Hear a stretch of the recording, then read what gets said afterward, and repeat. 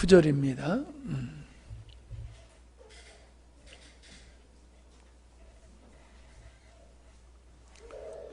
이 말씀을 마치시고 그들이 보는 데 올려져 가시니 구름이 그를 가리어 보이지 않게 하더라. 올라가실 때에 제자들이 자세히 하늘을 쳐다보고 있는데 흰옷 입은 두 사람이 그들 곁에 서서 이르되 갈릴리 사람들아 어찌하여 서서 하늘을 쳐다보느냐. 너희 가운데서 하늘로 올리우신 이 예수는 하늘로 가심을 본 그대로 오시리라 하였느니라. 아멘. 먼저 광고를 드리면은 우리 조금 전에 한 30분 됐나요? 우리 효원이 할머니께서 천국을 가셨습니다. 그래서 우리 효원이 형제도 지금 내려갔는데 아마 함양으로 모시고 오게 되고 짧은 장이 될 것 같아요. 내일 아마 생각에 점심 전후로 해서 입관 예배를 드리고 그리고 저녁에 우리 전 성도들이 모여서 또 위로 예배를 드리고 그리고 내일 모레는 발인 예배 장례를 치러야 될 것 같습니다. 그렇게 하시고 시간을 내셔서 함께 참여하시고 같이 위로해 주시고 협력해 주시기를 바랍니다. 자, 오늘은 예수님의 승천과 재림의 약속에 대한 말씀을 나누게 됩니다. 예수님의 부활 앞에서 다뤘습니다마는 예수님의 그 부활을 짐짓 믿지 아니하고 받아들이지 않는, 거절하는, 그냥 예수님이 부활하셨다는 사실을 듣고 에이 어떻게 그런 일이 있어 이렇게 안 믿는 게 아니라 실질적으로 백부장의 보고를 통해서 또 제자들의 부활하신 주님을 목도한 그들의 증언을 듣고도 사람들은 믿지 않았다는 겁니다. 40일 동안 예수님이 이 땅에 계셨지만은 모든 자에게 주님은 자신을 나타내신 것이 아니지요. 참 이게 중요한 겁니다. 부활하신 주님은 그냥 은밀하게 계시다가 승천하신 게 아니에요. 40일 동안 하나님의 나라를 당신의 제자들에게 또 가르치셨다는 거예요. 많은 제자들에게, 다른 제자들에게 2번씩 나타나시고 500여 형제에게 그리고 바울에게 주님은 부활하신 당신의 몸을 보여주셨던 사실을 우리는 알게 됩니다. 진화론이 맞느냐 창조론이 맞느냐라고 하는 것은 창조론이 틀렸다라고 하는 것을 입증해야지 진화론이 맞는 거거든요. 그런데 진화론은 한마디로 그냥 설이고 창조와 예수님의 부활은 사실임에도 불구하고 사람들은 그냥 안 믿으려고 하는 거지요. 내가 믿지 못하겠다라고 하는 것이 그저 인간의 경험, 상식 이런 게 아니라 사실에 근거해서 믿든지 안 믿든지 해야 되는데 사실을 확인하지 아니하고 그냥 자기의 경험에 근거해서 창조론을 부정하고 예수님의 부활을 부정하고 그런다는 거예요. 예수님은 숨어 계시지 않았었어요. 분명히 당신을 사모하는 자들에게 주님은 나타나셨어요. 지금도 마찬가지예요. 주님, 부활하신 주님이 40일 동안 역사하신 게 아니라 성령으로 우리에게 오셔서 우리 가운데 역사하고 계시지만은 부활하신 몸을 특정인들에게 보여주셨지 모두에게 안 보여주셨던 것과 같이 오늘도 그분이 우리들 가운데서 일하고 역사하고 계시지만은 모든 자에게 당신을 보여주시지 아니하고 나타나지 아니하시고 어떤 사람들에게만 주님은 나타나시는 거예요. 그러니까 그런 사람들은 주님을 영접할 준비도 되어 있을 뿐만 아니라 주님이 그들에게 성령으로 임하셔서 역사하니까는 더 확증이 되어서 확실하게 믿음의 생활을 하죠. 그런데 예수님의, 하나님의 창조와 예수님의 부활을 부정하는 사람들은 이런 은혜가 그들에게 임하지를 않지요. 그러니까 그들의 경험과 상식으로 볼 때에는, 그리고 어떤 하나님의 살아계시다는 하나님의 어떠한 그 임재라든가 현현이라든가 이런 것을 그들은 경험을 못하잖아요. 그러니까 더더욱 불신의 자리로 더 들어가게 되어지는 것을 우리가 보게 됩니다. 예수님은 은밀하게 계시지 않으셨던 것과 같이 승천하실 때도 마찬가지지요. 그래서 조용히 하나님께서 승천하신 것이 아니라 많은 사람이 보는 동산에서 승천을 하셨어요. 예루살렘에 가보면은 거기는 그 예루살렘 산이 이렇게 서쪽에서부터 점점 이렇게 높아져요. 그래서 예루살렘에 이렇게 산봉우리로 되어 있고 다시 여리고서로 이렇게 쭉 내려갔다 저 사이까지 내려갔다가, 그리고 그 요르단이라고 하는 쪽에는 그냥 안반 이 절벽과 같이 또 갑자기 한 800m 정도가 쭉 올라가는 그런 형태로 지형이 되어 있어요.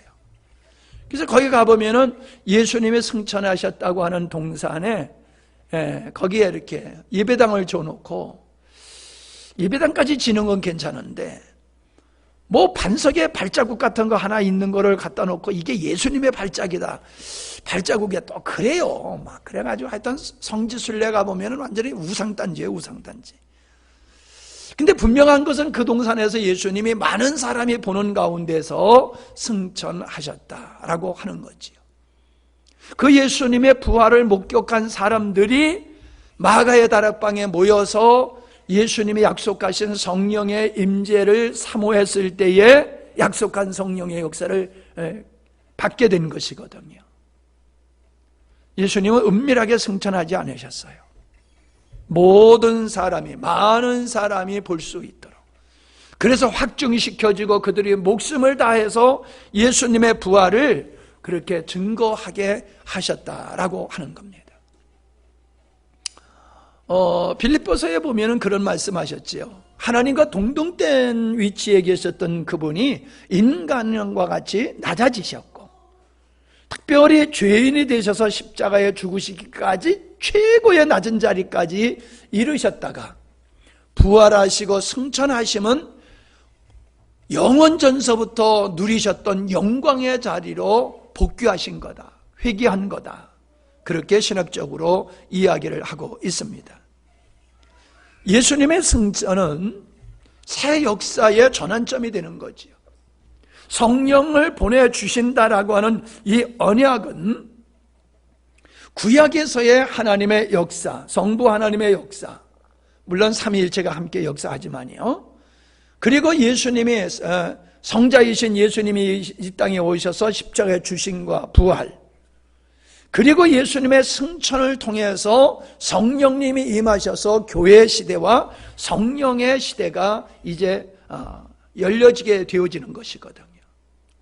그래서 예수님이 내가 아버지께로 가면은 내가 보혜사 성령을 너희들에게 보내줄 거다, 이 성령은 영원토록 너희들과 함께 할 거다, 그렇게 약속을 하셨잖아요. 그냥 예수님은 다분한 그냥 승천의 사건이 아니라 우리는 창조 의도라고 하는 관점에서 봤을 때에 이거는 새로운 역사의 전환점이라고 하는, 하나님의 창조의 의도가 이루어지는 역사의 전환점이라고 하는 것을 우리는 알게 됩니다.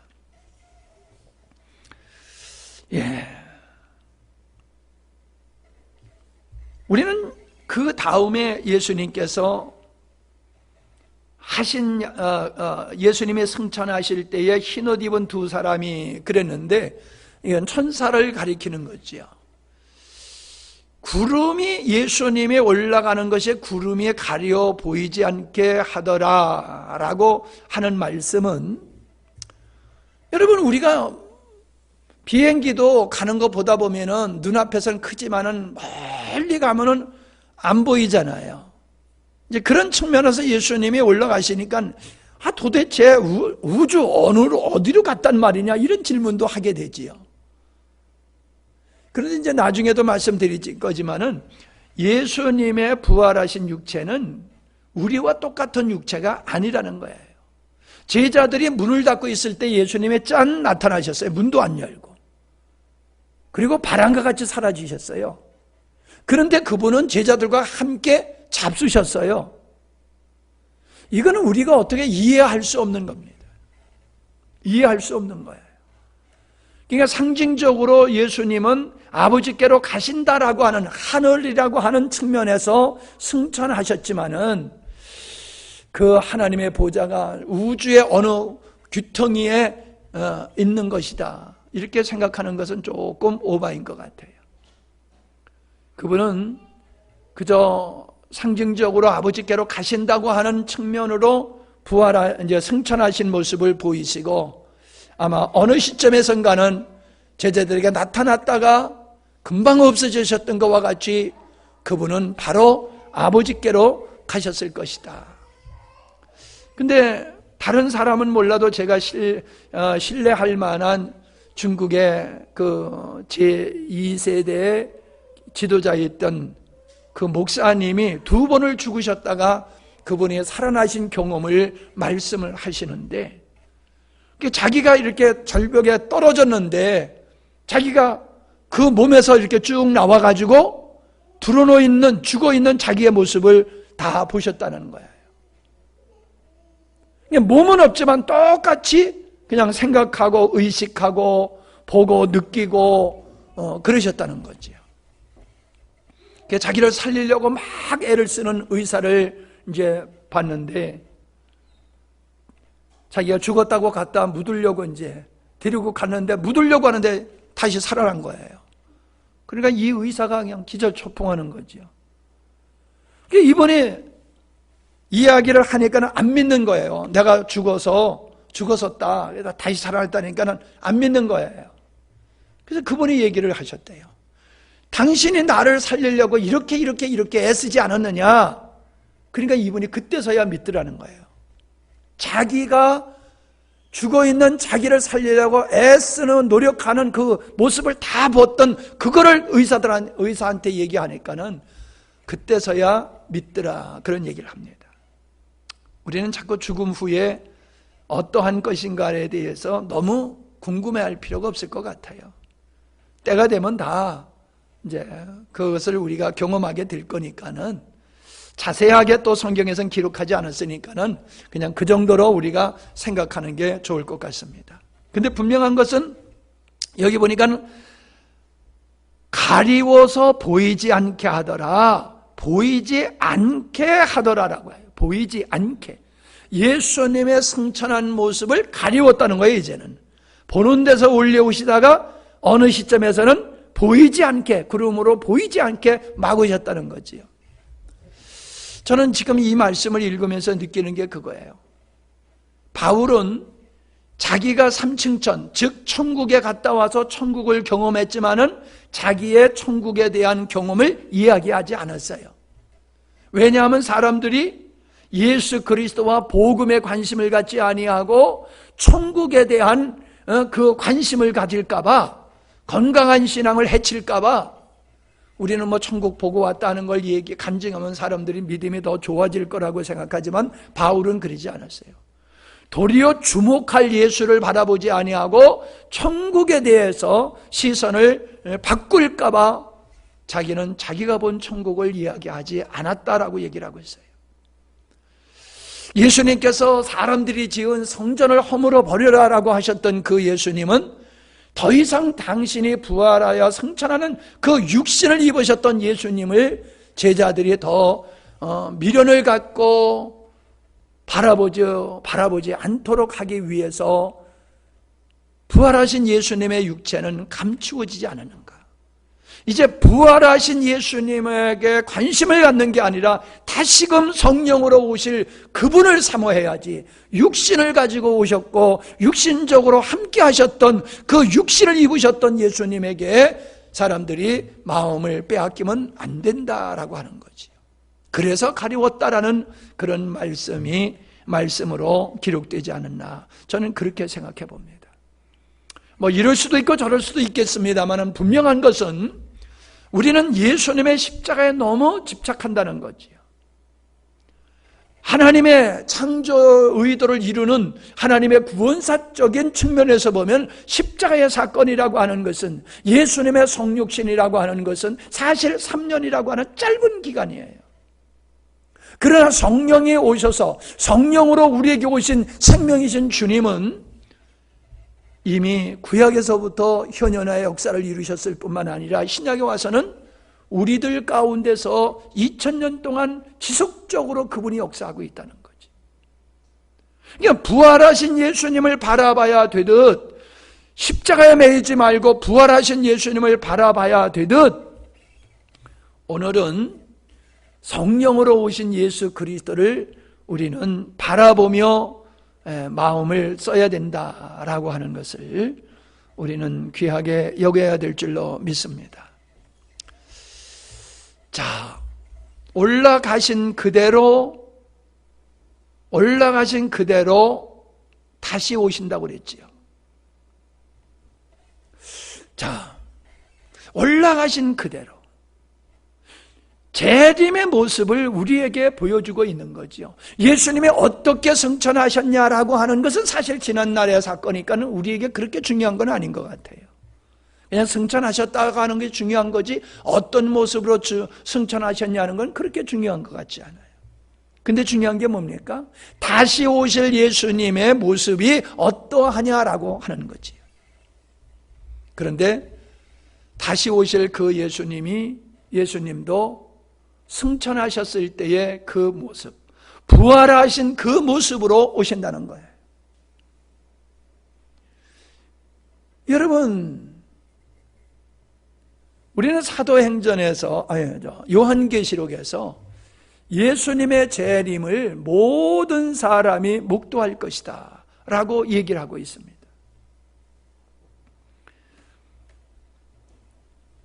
나는 이 말씀을 이렇게 묵상하면서 영이신 하나님께서 성육신 하신 후에, 완벽한 인간이 되신 후에 부활하신 그분은 완전히 육신을 버리셨을까 하는 생각을 가져봐요. 이제 부활하신 그분은, 승천하신 그분은 육신을 완전히 벗어버리셨을까? 과거에 영원하신 영이신 그 하나님 예수님으로 돌아가셨을까? 그렇다라고도 볼 수 있겠지만, 저는 예수님의 재림의 모습을 보면은 예수님은 지금도 부활하셨던 그 몸으로 지금도 계시다가 마지막 때에 마지막 사역의 완성을 위해서 그 모습 그대로 우리에게 다시 오실 것이다. 그리고 그 예수님의 부활의 모습, 재림의 그 육체의 모습이 그분의 자녀되고 신부되고 백성된 자들, 첫 부활에 참여한 모든 자들이 예수님과 똑같은 육체로 영원히 아버지 앞에서 존재케 된다라고 하는 것을 우리가 알게 됩니다. 그렇기 때문에 그때는 우리가 죄와는 완전히 결별하게 되는 거지요.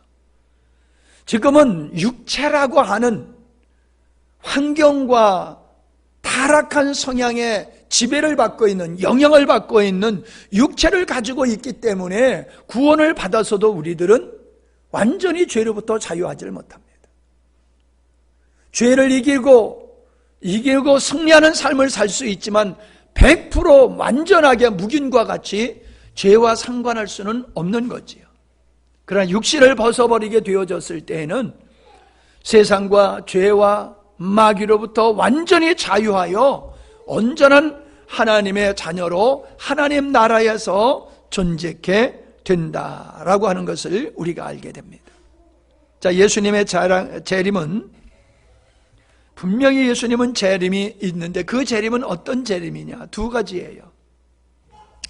똑같은 예수님의 재림이지만은 어떤 사람에게는 기쁨의 사건이고 학수고대했던 사건이 되지만은 어떤 사람에게는 믿지도 않다가 당황하고 슬피 울 수밖에 없는 두려움과 저주요 진노의 날이 될 수 있다는 거죠. 여인이 결혼 날짜를 기다렸다가 결혼 예식에 들어가는 날이 되지만은 그날에는 돼지가 죽어요. 뭐 지금이야 안 그렇지만 옛날에는 동네에서 결혼식 하면 돼지 한 마리 잡잖아요. 그럼 똑같은 날인데 모든 사람은 즐거워하는 날이지만 돼지 입장에서 보면은 그날은 아주 싫은 날이잖아요. 우리는 알곡과 쭉정이가 한 밭에 공존하고 있다가 추수꾼들이 와서 알곡은 곡간에, 쭉정이는 모닥불에 던진다라고 하는 이 말씀을 우리는 잘 알고 있어요. 쭉정이를 가라지를 뽑아버리지 말아라. 알곡이 다칠까? 그냥 내버려 둬라. 그러기에 교회 안에는 정상적이지 못한 가라지, 구원받지 못한 세상적인 사람도 교회 안에 구원받은 알곡과 같은 노릇을 하면서 존재한다는 거예요. 그러나 마지막 날 추수 때는 추수꾼이신 예수님을 통해서 알곡과 쭉정이가 가려진다는 거예요.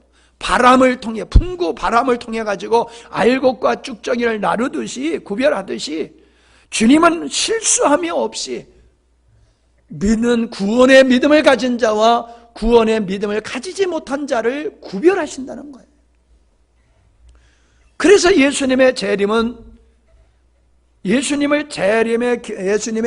기다렸던 그분의 신부된 자들은 영광의 날이 되지만은 하나님을 믿지 않았던 사람들에게는 심판의 난, 두려움과 슬픔의 날이 될 수 있다라고 하는 거지요.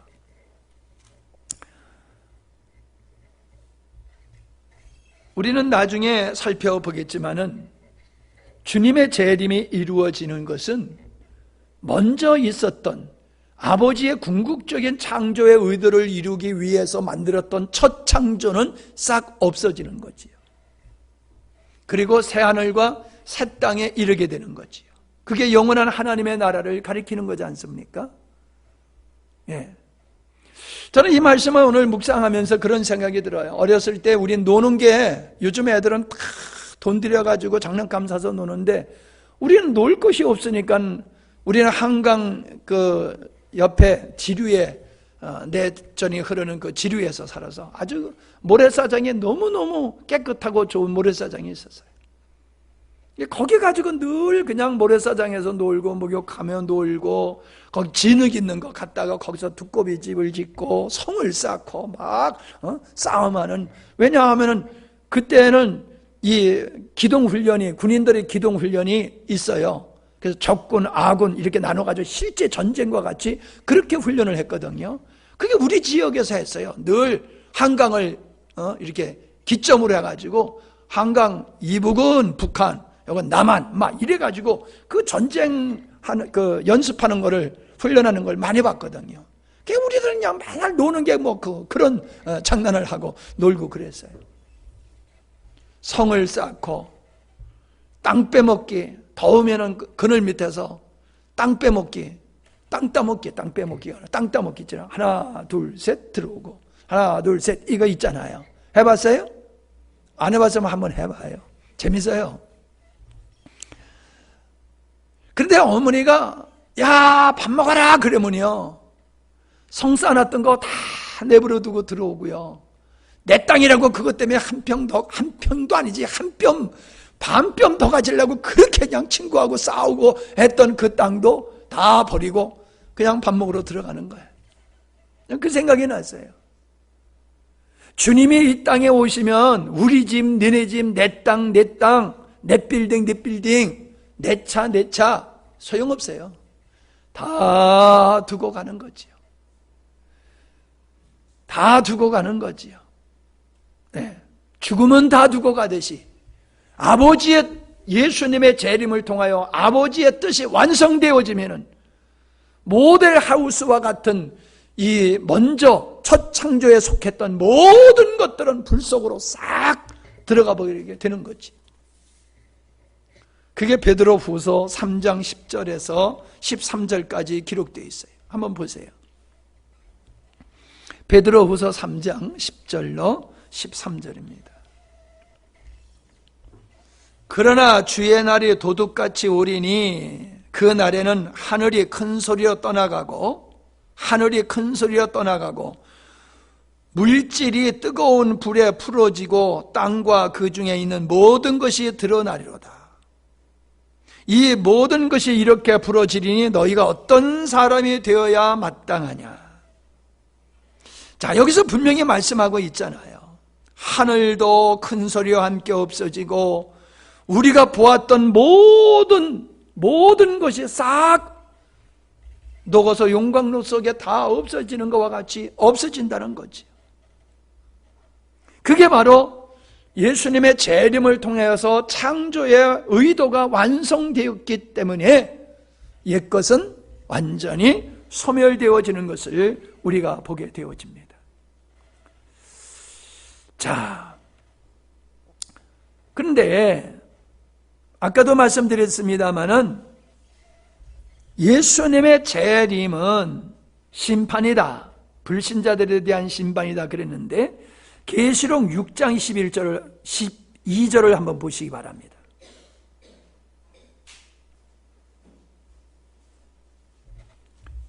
계시록 6장 12절 내가 보니 여섯째 인을 떼실 때에 큰 지진이 나며 해가 검은 털로 짠 상복같이 검어지고 달은 온통 피같이 되며 하늘의 별들이 무화과 나무가 태풍에 흔들려 서리건 나무 열매가 떨어지는 것 같이 땅에 떨어지며 하늘은 두루마리가 말리는 것 같이 떠나가고 각 산과 섬이 제자리에서 옮겨지며 땅의 임금들과 자, 그까지요. 그 말씀은 베드로후서 3장에 나온 말씀과 동일하잖아요. 베드로가 마지막 때를 계시받고 기록한 것이나 사도 요한이 환상을 보고 기록한 것이나 동일하잖아요. 첫 것은 없어진다는 거지요. 자, 근데 15절을 보세요. 땅의 임금들과 왕족들과 장군들과 부자들과 강한 자들과 모든 종과 자유인이 굴과 산들의 바위 틈에 숨어. 왜 숨어요? 두려워서 숨는 거지요. 뭐라고 얘기해요? 산들과 바위에게 말하되 우리 위에 떨어져 보좌에 앉으신 이의 얼굴에서와 그 어린 양의 진노에서 우리를 가리워달라. 어린 양의 진노에서 우리를 가리워달라. 산아 우리를 가리워달라. 바위야 우리를 가리워달라라고 고백한다는 거예요. 누가요? 임금, 왕족, 장군, 부자들, 강한 자들. 이게 어떤 사람들이에요? 땅에 속한 사람들이에요. 자기를 목적으로 삼고 육체를 위해서 세상 것을 탐닉하며 하나님을 부정하고 산 사람들. 그래서 세상적으로 부유한 자들이에요. 세상적으로 부유한 자들. 영적으로 부유한 자가 있는가 하면은 육적으로 세상적으로 부유한 자들. 예수 믿는 사람들이 돈 많이 벌려고 하고 높은 권세 자리에 이르려고 하고 인기 얻으려고 하고, 이게 바로 임금들과 왕족들과 장군들과 부자들과 강한 자들과 같은 모습이에요. 바로 그렇게 세상 것으로 부유하기를 사모하며 평생 그렇게 산 사람들을 가리켜서 임금이다, 장군들이다, 부자다, 강한 자다 이렇게 표현하고 있는 거예요. 그들은 심판받는단 말이에요. 언제?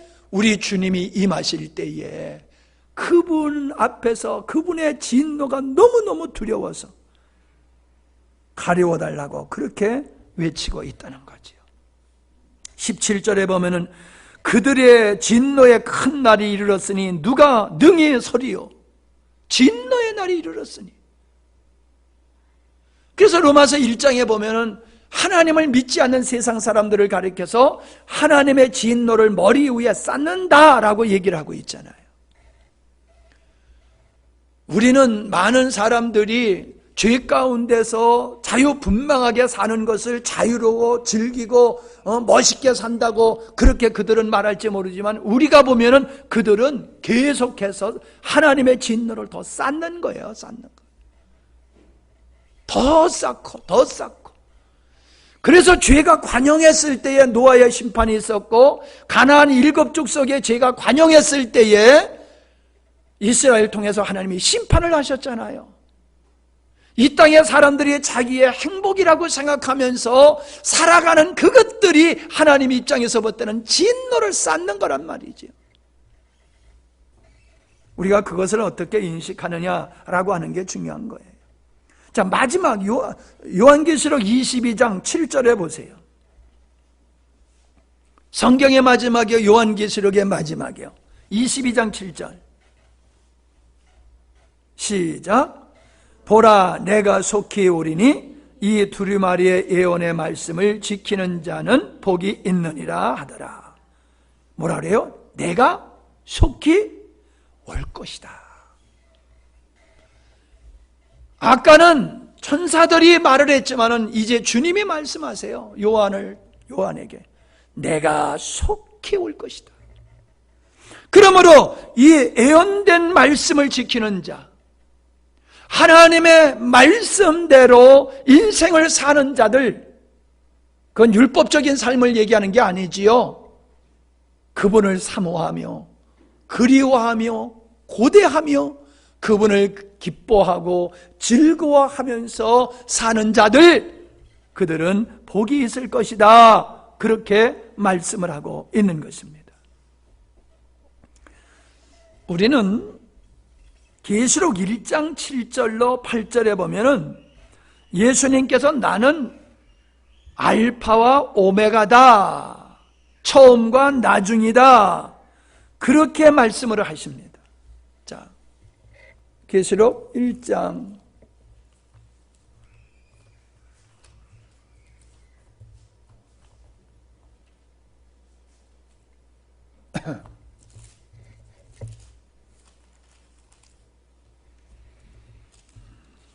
7절.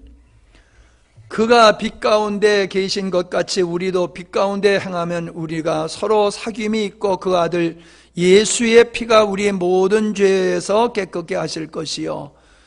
만일 내가 엉뚱한 데로 있네요. 어쩐지. 요한계시록인데 요한 1서를 읽고 있어요. 7절. 아니라고 얘기를 하죠. 어떻게 그렇게 그냥. 믿음들도 대단해. 하여간에.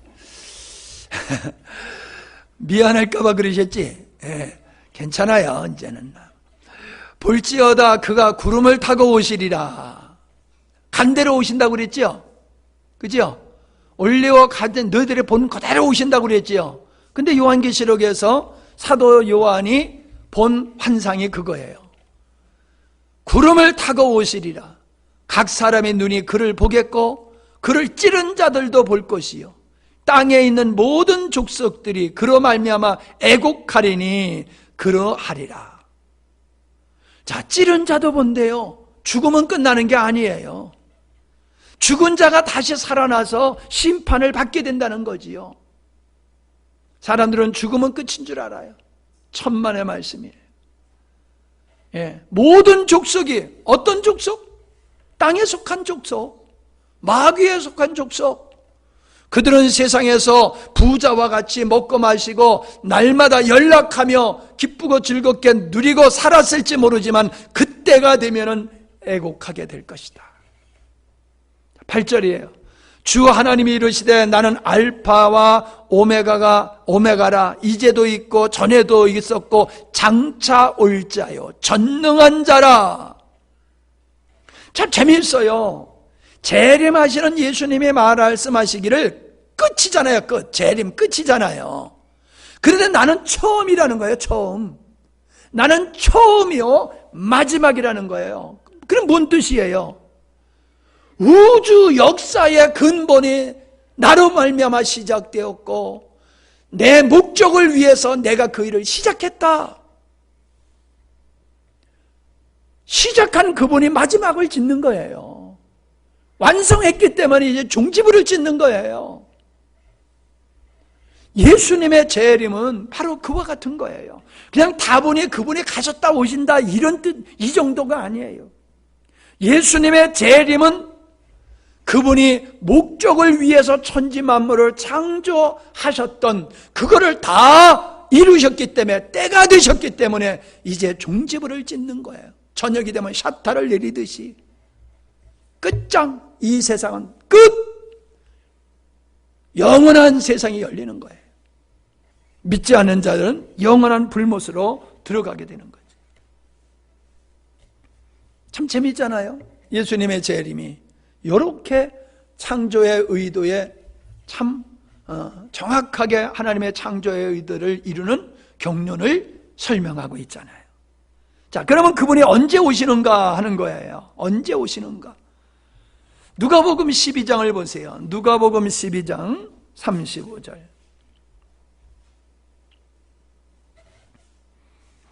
허리에 띠를 띠고 등불을 켜고 서 있으라. 너희는 마치 그 주인이 혼인집에서 돌아와 문을 두드리면 곧 열어주려고 기다리는 사람과 같이 되라. 자, 주인이 혼인집에 갔다가 집에 돌아온다는 거예요. 근데 언제 돌아올지 몰라, 주인이. 그러니까 두 발 뻗고 자지 말고 허리띠를 띠고, 언제나 달려나갈 수 있도록 다 풀어놓고 자지 말라는 거예요. 언제나 주인의 음성이 들리면은 달려나갈 그런 채비를 하고 있으라. 그리고 어두우면 안 되잖아요. 등불을 준비하고 있으라. 뭔 얘기입니까?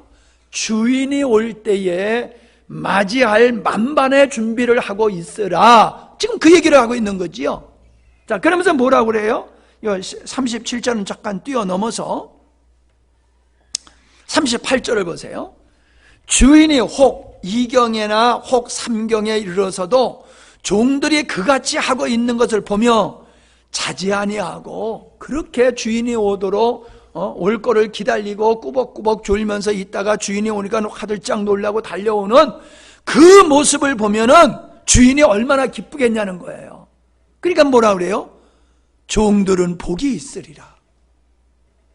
그렇게 준비하고 있던 종들은 칭찬받게 되지만은 졸며 자고 있는 종들은 책망받는다는 거예요. 책망받는다는 거예요.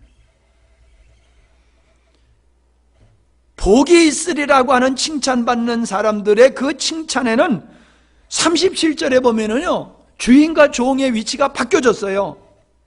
주인이 와서 깨어있는 것을 보면 그 종들은 복이 있으리로다. 내가 진실로 너에게 이르노니 주인이 띠를 띠고 그 종들을 자리에 앉히고 나와 수종들리라. 이제 종과 주인의 위치가 바뀌어져 가지고 주인이 종을 주인 섬기듯이 그렇게 섬긴다는 거예요. 그러니까 얼마나 큰 은혜를 입게 되는 거냐라고 하는 것을 우리에게 보여주고 있는 거지. 깨어있는 주님이 오실 날을 깨어있고 학수고대하며 준비한 자들에게 하나님께서 어떠한 은혜를 베풀어 주시느냐라고 하는 것을 상징적으로 우리에게 보여주시는 거예요. 지금은 깨어있고 준비하는 것이 피곤하고 힘들지 모르지만은 이 시간은 영원한 건 아니에요. 죽을 때까지만요. 죽을 때까지. 주님 오실 때까지. 영원한 건 아니에요. 영원에 비한 우리의 작은 몇십 년의 인생은 그거는 조족지열이죠. 그걸 인생이라고 시간을 영원이라고 하는 데다가 비교할 수가 없지요. 눈 깜짝할 사이도 안 되는 거지요. 그 짧은 시간만 우리가 깨어서 주님 오실 날을 기대하면은 주인이 띠를 띠고 종을 섬기는 것과 같은 하나님의 영광에 참여한다고 우리에게 위로하고 격려하고 계시다는 거예요. 39절 너희도 아는 바니 집 주인이 만일 도둑이 어느 때에 이를 줄 알았다면 그 집을 뚫지 못하게 하였으리라. 무슨 얘기예요? 도둑이 언제 온다라고 하면 도둑이 들어와서 도둑질을 하지 못하도록 할 게 아니냐. 근데 언제 올 줄 모르니까는 설마 오늘은 아니겠지 하는 그때의 도둑이 들게 되어지면 큰 낭패가 아니냐. 그와 같이 예수님의 재림은 어느 때에 임할는지 묻다는 거예요. 우리는 내일을 하나님이 가르쳐주면 참 좋겠죠. 그죠? 내일을 가르쳐주고 시험 문제를 미리 가르쳐주고 그러면 참 좋겠잖아요. 근데 하나님은 안 그러세요. 여러분, 내일을 알면 우리 인생 망합니다. 잘 생각해 보세요. 내일을 모르기 때문에 오늘을 제대로 살 수 있는 거예요. 내일을 알면은요, 오늘을 우리가 제대로 살 수 없어요. 내일 있을 힘들고 어려운 일이 그걸 알아보세요. 오늘부터 힘들고 어렵지. 그죠? 오늘부터 죽을 맛이야. 10년 후에 있을 크나큰 마음 아플 일을 미리 알았어. 그러면은 지금부터 그것 때문에 고통이에요. 하나님은 내일을 우리에게 주지 아니하시고 오늘만 주셨어요. 오늘을 통해서 내일을 만들어 가도록 하나님은 그렇게 역사하셨어요. 그래서 주님이 오시는 건 분명하지만 언제 오실지 모르기 때문에 우리가 깨어있게 된다는 거예요. 알면은 어때요? 퍼져버리는 거예요. 언제 주님이 오실지 알면은 퍼져버려요. 깨어있는 믿음의 생활을 안 해요. 어떤 사람 그러잖아요. 예수 믿으라고 그러면은 나 죽기 전에 예수 믿겠다고. 아니, 언제 죽을 줄 알아요? 근데 그 사람 말해요. 나 죽기 전에 예수 믿을 거라고. 아니, 그 논리대로 말하면은 맞는 얘기예요. 죽기 전에 믿으면 되니까. 근데 언제 죽을 줄 아느냐고요. 아무도 모르는 거잖아요. 그러면서 마치 죽는 날을 자기가 아는 것 같이 그렇게 말을 해요. 세상에 그렇게 어리석은 사람이 어디 있어요? 네? 언제 주님이 오실 줄 모르는 게 우리에게 축복이라는 거예요. 그래서 긴장하고 깨어있고 늘 준비하도록 한다는 거지요. 40절, 그러므로 너희도 준비하고 있으라. 준비하고 있으라. 생각지 않을 때에 인자가 오리라. 언제 오리라? 생각지 않을 때에. 어떻게 오리라? 지금 설명했잖아요. 열때까지. 도적같이 오리라. 너무 쉬워도 답을 못해. 하여간에. 너무 쉬우면은 넌센스 퀴즈 같이 너무 쉬우면은 목사님이 함정을 파고 있는 줄로 생각하고 긴장해가지고 더 못 맞춰. 언제 오시리라? 아무도 몰라. 어떻게 오시리라? 도적같이 오시리라. 준비하고 있으라. 생각지 않을 때에. 언제 오신다? 생각지 않을 때에. 자, 보세요. 안 믿는 사람은 말할 것도 없고 솔직히 여러분의 주변의 사람들을 보시고 여러분 자신을 바라보세요. 예수님의 재림을 긴장하고 생각하면서 신앙생활하는 사람이 얼마나 있는가. 믿는 사람조차도 교리적으로 예수님이 오신다라고 하는 거지 마음속에서는 예수님이 오신다라고 하는 그날을 학수고대하는 마라나타 주 예수여 어시옵소서 어서 오시옵소서 이런 마음으로 사는 사람이 얼마나 되겠어요. 우리가 사도들의 시대에도 예수님의 재림한다고 그러니까 곧 오신다고 그러니까 곧 올 줄 알았더니 안 오니까 에이 예수님 재림은 안 오시네 그랬단 말이지요. 사람들이 지금도 그래요. 사람들이 자꾸 세상의 풍조에 물들어가 가지고 그냥 교회에서만 예수님의 재림이 얘기지 재림신앙은 교회에서 점점 사라지고 있어요. 그러니까 뭐예요? 생각지 않을 때지요. 지금이 생각지를 않아요. 사람들이 예수님의 재림을 생각지도 않아요. 이런 시대에 뭐 예수님이 하늘에서 오셔? 하나님이 계시다고 하는 건 믿겠지만 그분이 다시 오셔? 여러분 예수님의 육신을 입고 오신다는 것도 사람들이 그렇게 알고 있었지만 실질적으로 예수님의 성탄을 영접했던 사람은 몇 사람 안 돼요. 예수님의 육신의 부활을 그렇게 말씀하셨지만 예수님의 부활을 찾아가서 목도한 사람도 몇 사람이 안 돼요. 저는 그렇게 생각해요. 마지막에 예수님의 재림할 때에 나팔 불 때에 화들짝 놀라서 기쁨으로 달려가는 사람은 몇 명 안 될 것 같아요. 몇 명 안 될 것 같아요. 왜요? 내가 볼 때 온통 생각이 세상의 육체에 빠져 있기 때문이다 라고 하는 거예요. 자, 데려감을 받을 자가 있고 버려둠을 당할 자가 있다고 성경에서는 말씀하고 있어요. 데려갈 자가 있고 버려둠을 받을 자. 바로 데려갈 자는 알곡 성도를, 버려둠을 당할 자는 쭉정이 성도를, 가라지인 성도를 가리키는 거지요.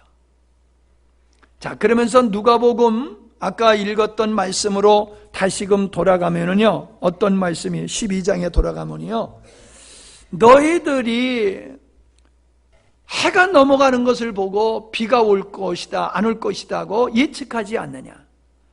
남풍이 불면 더워질 거라고 생각하지 않느냐? 왜냐하면 남풍은 바로 사우디아라비아를 가리키는 거거든요.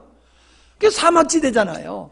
그쪽에서 더운 바람이 불면은 그 사막의 그 열기가 그냥 이스라엘 쪽으로 오고 그 모래가 안개, 우리 뭐죠? 먼지를 뭐라 그래요? 미세먼지는 저리 가라예요. 남쪽에서 바람을 불어가지고요, 그 모래바람이 이스라엘로 불어오면요, 앞이 안 보여요. 앞이 안 보여요. 얼마나 덥고 힘든지 몰라요. 너희들 그거 알지 않느냐? 아, 남풍이 분다, 덥겠다, 모래바람 불어올 거다, 준비하자. 그렇지 않느냐? 근데 너희들은 어찌하여 이 세대를 분별하지 못하느냐? 어떤 세대예요?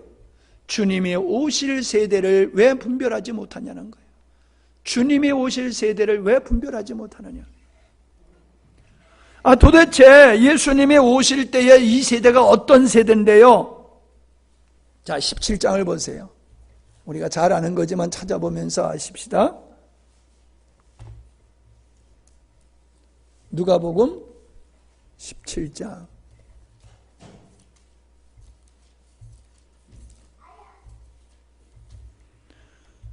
26절부터입니다. 노아의 때에 된 것 같이 인자의 때에도 그러하리라. 노아가 방주에 들어가던 날까지 사람들이 먹고 마시고 장가들고 시집가더니 홍수가 나서 그들을 다 멸망시켰으며 또 롯의 때와 같으리니 사람들이 먹고 마시고 사고 팔고 심고 집을 짓더니 롯이 소돔에서 나가던 날에 하늘로부터 불과 유황이 비오듯 하여 그들을 멸망시켰느니라. 인자가 나타나는 날에도 이러하리라. 자, 어떻다는 거예요? 주님이 오실 때 사람들이 온통 어디에 집중한다고요? 먹고 마시고 사고 팔고 시집가고 장가가고 집 짓고, 그런데 정신 팔린다는 거예요. 아, 지금 그렇잖아요. 여러분이 볼 때 그렇게 안 보여요? 신앙조차도 신앙을 이용해서, 하나님을 이용해서 잘 먹고 잘 살려고 하고 있잖아요. 세상에서 높아지려고, 인정받으려고 하고 있잖아요. 정말로 주님을 사모하는 사람은 얼마나 있습니까? 온통 먹고 마시는 일에 모든 것을 다 투자하고 쏟아붓고 있잖아요. 뉴질랜드 대사가 동성애 부부더라고요. 신문 여러분 보셨는지 모르겠어요. 청와대에 문재인이가 불러가지고 그런 인간들을 불러가지고 또 격려하고 그러더라고요. 너무나 당연한 거예요. 아, 이거 자기 부인이래. 남자를 세워놓고, 남자가 남자를 세워놓고 자기 부인이래. 와, 저쪽에서 있는 일인데도 왜 이렇게 닭살이 돋는지 몰라. 아무지도 않는 거예요. 그런 게 아무지도 않는 거예요. 롯의 시대도 동성애가 얼마나 횡행했는지 몰라요. 여러분, 이 세대를 세상적인 눈으로 보면은, 야, 참 살기 좋은 시대다, 먹을 거 풍성하고 얼마나 좋은 시대냐 라고 생각할지 모르지만, 영적으로 바라보면은 이 세상이 바로 노아 시대 때와 같고 소돔과 고모라 바로 멸망하기 전에 그렇게 하나님을 대적하고 하나님을 부정하는 그런 시대와 동일하지 않느냐는 거예요. 저는 그렇게 보여요. 저는 그렇게 보여요. 머지않았다. 전 머지않았다. 그렇게 생각이 들어요. 머지않았다고 생각하는 사람은 마음을 세상에 주지 않겠지요. 근데 그건 목사님 믿음이고 내 믿음은 아니에요 하는 사람은 역시 먹고 마시고 시집가고 장가가는 일에 쏟아붓고 살겠지요. 그건 뭐 제가 어떻게 할 수 없는 거예요. 그냥 저는 선포할 뿐이에요. 자, 그래서 아까 읽었던 베드로후서 3장 11절을 다시 보면은 이 모든 것이 이렇게 풀어지리니 너희가 어떤 사람이 되어야 마땅하냐? 주님 재림 앞에 너희들이 어떤 사람, 어떤 자세로 살아가는 게 마땅하냐? 거룩한 행실과 경건함으로 하나님의 날이 임하기를 바라보고 간절히 사모하라. 그래서 주 예수여 어서 오시옵소서 마라나타 그랬잖아요. 사모하라는 거예요. 사모하는 거. 그냥 때가 되면 오시겠지가 아니라 사모하라는 거예요. 여러분, 우리가 순교자에 대한 요한계시록에서 순교자에 대한 말씀을 우리가 살폈을 때에 그들의 피 흘린 자들이 우리를 언제까지 신원하여 주시기를 언제까지 기다리실 겁니까? 그들의 기도를 통하여 주님의 재림이 이루어지는 것을 우리는 볼 수가 있어요. 성도들이 주님의 재림을 사모해야 된다는 거예요. 사모해야 된다는 거예요. 그럴 때에 거룩한 행실과 경건함으로 그날을 바라보며 하루하루를 살아갈 수 있게 된다는 거지. 그날에, 어떤 날에? 주님의 재림의 날에 하늘이 불에 타서 풀어지고 물질이 뜨거운 물에 녹아지려니 와! 세상 것은 다 없어지려니 와! 그런데 우리는 어떻다는 거예요?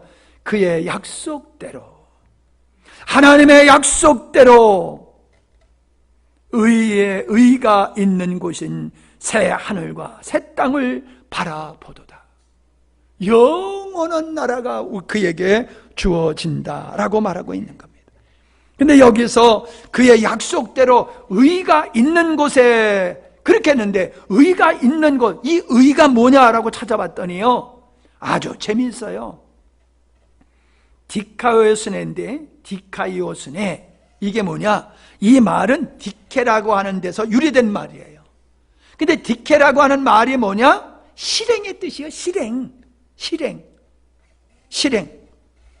결정, 심판, 처벌, 복수, 이러한 말이 디케라고 하는데 디케라는 말에 의해서 디카이오스네라고 하는 의라고 하는 말이 파생되어 나온 거예요. 그러니까 뭐예요? 영원한 의가 있는 곳인 새하늘과 새 땅을 바라본다. 이게 뭐냐? 하나님의 약속하신 것이 완성됐다는 거예요. 당신의 의도하시고 약속하신 것이 반드시 이루어진다. 하나님의 의가 이루어지는, 하나님의 약속한 것이 이루어지는 그 새하늘과 새 땅의 주인공이 누구냐? 그 주님의 나라를, 주님의 재림을 기대하며 사모하는 자들이야. 그렇게 말하고 있는 거예요. 그냥 예수 믿으면 된다가 아니에요. 여러분, 예수 믿는 거는요, 우리가 수고할 거 하나도 없잖아요. 믿기만 하면 되는 거니까. 근데 성경에서는 믿기만 하면 되는 게 아니에요. 지난주에 뭐랬어요? 하나님의 영의 인도를 받는 자가 하나님의 아들이다라고 했단 말이에요. 믿는 자리에서 하나님의 영의 인도를 받는 자가 되어야 되고, 오늘 말씀으로 말한다라고 하면은 그 약속을 믿고 거룩함과 경건한 삶을 살아야 되는 것이 성도의 삶이다라고 하는 겁니다. 믿기만 하면 천국 가니까는 됐다, 그게 아니에요. 여러분의 마음을 먹고 마시고 시집가고 장가가는 나 위주로 살아가는 세상의 풍조에서 여러분을 지키셔야 돼요. 여러분이 지킴을 받아야 돼요. 혼합되거나 미혹돼서 넘어지면 안 된다는 거예요. 오늘 예수님의 재림의 말씀을 우리가 살펴봤는데 아무쪼록 오늘 이 시간에 함께 이 말씀 앞에 섰던 우리들은 주님의 재림을 사모함으로 오늘을 승리하는 귀한 삶들이 되시기를 바랍니다. 아멘.